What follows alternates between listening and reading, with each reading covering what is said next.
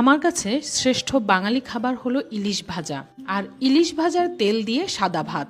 এই খাবারের কথা মনে পড়তেই একটা চাঁদপুরের লোকাল ইলিশ আনালাম। পয়সা দিয়ে ইলিশের আঁশ ছিলা খুব সহজ ও সুন্দর হয়। পরিষ্কার করে ফ্যামিলি কাট করে নিলাম। পেটিগুলো ডিম সহ রাখলেই বেশ সুন্দর লাগে দেখতে। এবার শুধু নুন হলুদ মাখিয়ে সরিষার তেলে ভেজে নিব।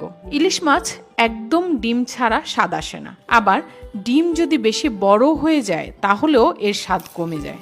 আর দেশের অন্য অঞ্চলের চেয়ে চাঁদপুরের লোকাল ইলিশের স্বাদ বেশ ভালো হয়। সরিষার তেলে ইলিশ ভাজতে দারুণ সুঘ্রাণ ছড়ায়। ছোটবেলায় বাড়িতে ইলিশ ভাজার সাথে কখনো খিচুড়ি কখনো পান্তা ভাতও খাওয়া হতো।